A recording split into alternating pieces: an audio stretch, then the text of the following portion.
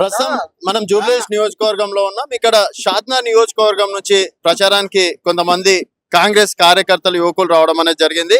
So చెప్పండి అన్న, ఎట్లా ఉంది పరిస్థితి? మీరు కూడా డోర్ టు డోర్ చేస్తున్నారు కదా, అంటే కాంగ్రెస్ క్యాండిడేట్ గెలిచే పరిస్థితి ఉందా లేదా?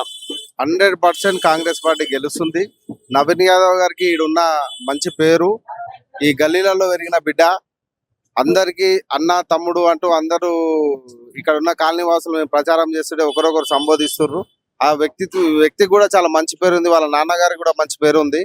ఇంకోటి, కాంగ్రెస్ పార్టీ అధికారంలో ఉంది, అధికారంలో ఉన్న పార్టీకే ఈ ఓటేస్తారని మేము భావిస్తున్నాం. ఖచ్చితంగా నవీన్ యాదవ్ గెలుస్తాడు. గెలిచిన తర్వాత కూడా ఇక్కడ అభివృద్ధి పనులు ఏమైనా జరుగుతాయంటే అవి నవీన్ యాదవ్ గారి నుంచే, అది కాంగ్రెస్ పార్టీ నుంచే.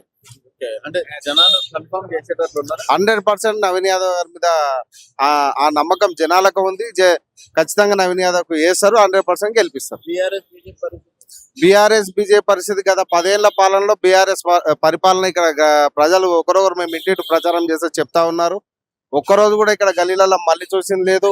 డ్రైనేజ్ విషయము అవి చాలా సమస్యలు ఉన్నాయి. డ్రైనేజ్ కానీ, పవర్ కానీ కొన్ని సమస్యలు ఉన్నాయి. అవన్నీ కూడా ఆ రోజు ఎలక్షన్ మూమెంట్ లో ఏవేవో చెప్పి తర్వాత గెలిచిన తర్వాత ఒక్కరోజు కూడా ఇక్కడ మళ్ళీ చూడలేదంట.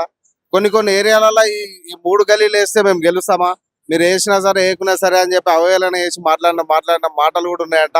వాళ్ళందరూ కూడా కసిగా తీసుకురు. ఖచ్చితంగా నవీన్ యాదవ్ ని గెలిపించి మేము అభివృద్ధి పనులు చేసి తీరుస్తామని చెప్పి వాళ్ళు కంకణం కట్టుకొని ఈ రోజు అదే గల్లీ వాసులు బయటికి వెళ్ళి తిరిగి మరీ ఓట్లు వేపిస్తారు ఈరోజు.